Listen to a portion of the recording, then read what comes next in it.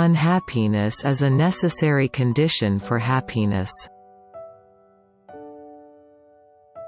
Just as you throw away the remaining water after drinking water in a hurry due to extreme thirst, you release it from your hand when your desire is satisfied. Even health, youth, and freedom, which are the three important goods in life, cannot be felt at all while enjoying them. No one goes to the hospital when they are not sick. Youth is a matter of course, and there is no freedom itself when you are free. However, the moment you enter the police box for a minor crime, you immediately feel how precious your freedom is. When a man is happy, he does not feel that he is happy, but when he is unhappy he realizes that he was happy then. If so, it means that I have no memory of happiness, and that happiness exists only as a memory of the past. The feeling of happiness and pleasure diminishes the stronger it becomes, and when it becomes a habit, it becomes the same as not existing. Then, when even the habit of pleasure ends, only suffering remains. Boredom slows down time, and pleasure obliterates even the notion of time.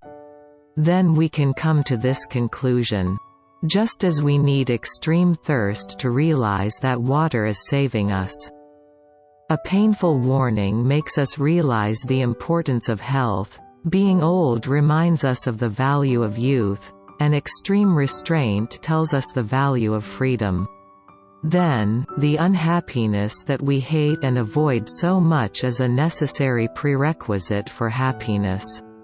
If we can taste the greatest joy of life only when we come back to life right before death, how can we resist misfortune and pain? If you only look at happiness in life as turbulence and emotion, that might be right. But in adolescence, the very emotions and agitation cause more pain than joy.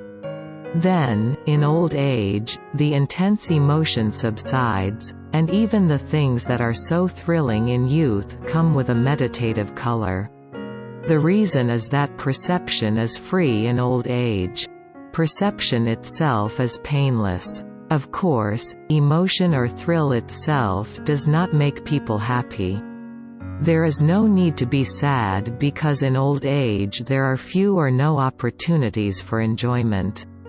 For pleasure and pain are forms of the same nature, the only difference being that pleasure is negative and pain is active. When you understand that, you don't need to cling to negative pleasures. All enjoyment is nothing but appeasement of desire, and pleasure disappears with the cessation of desire. It is just like losing appetite after eating or waking up from a deep sleep, and there is no need to lament because there is no opportunity for enjoyment. It is only natural that the philosopher Plato wrote in his book, The Republic, that when we grow old, we can be happy just by being free from the sexual desire that has plagued us endlessly. It is a happy thing to be able to completely recover one's reason by escaping from temptations of demonic thoughts such as unbearable urges, passions, and frightful madness caused by sexual desire in one's youth. It is true, of course, that youth is a time of such stormy tension, and there must be gloom or damage, and old age must be cheerful.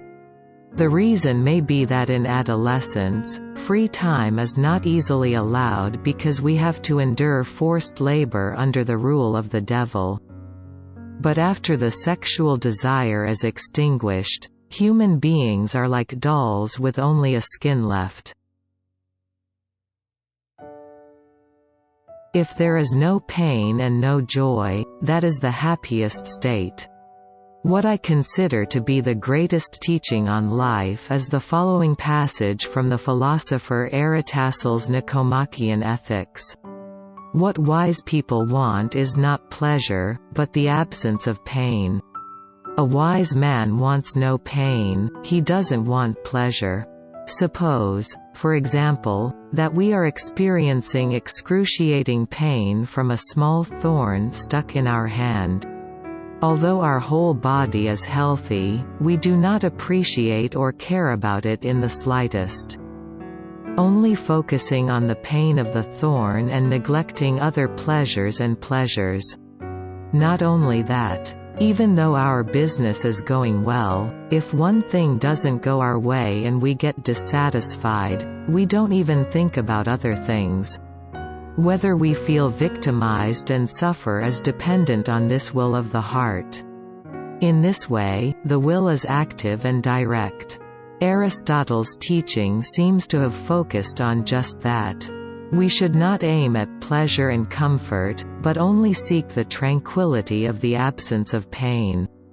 If this way of living is wrong, French writer Voltaire's famous saying, "Happiness is a piece of dream, only pain is real," becomes a lie. To live happily means to live without suffering, if possible. Life is not lived to enjoy pleasure, but it can be seen that we live to train how to endure suffering. In that case, happiness also belongs to those who have endured suffering well, not those who have enjoyed great joy and pleasure. If we make joy and pleasure the goal of our happiness, we will always be seized with greater pain by dissatisfaction with ourselves and envy and jealousy of our neighbors. If you are currently in a state of no pain and no boredom, you can say that you are now in a happy state. Then, in the end, we should not try to obtain pleasure and joy in our lives, but try to avoid suffering as much as possible. But most people don't do that, which makes them even more unhappy. I don't even want to live well. I just hope you don't get sick. In the beginning or first half of our lives, like all of us, we are full of great longings, hopes and aspirations for happiness. However, when we enter the second half of our lives, we realize that, although it may be different for each person, the love, happiness, and ambition we so long for are merely products of delusion. If he hasn't realized it yet in the second half of his life, he's still living in the first half of his life, or he's an idiot. Therefore, a wise person only hopes for no pain rather than intense pleasure, and thinks that it would be fortunate if we could avoid the disasters and misfortunes we have often seen around us.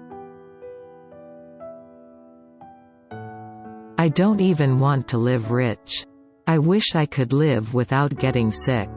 If those words come out of your mouth, you are already living in the second half of your life. When I was young, when I heard a knock on the door, I was glad to hear it. I think something good can happen. But as I got older and went through life, when I heard a knock on the door, I used to mutter, maybe something sinister has happened. Most of us feel that misfortune becomes bigger and more frequent as we get older. If you think about it carefully, the hard times can feel longer and deeper than the happy times. Is enduring long pain for momentary pleasure an action for happiness, or giving up joy to avoid feeling pain is an action for happiness?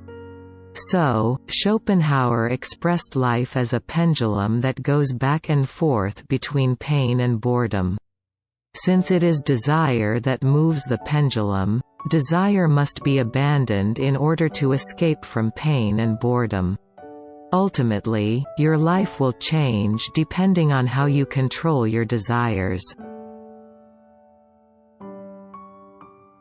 Schopenhauer, German philosopher.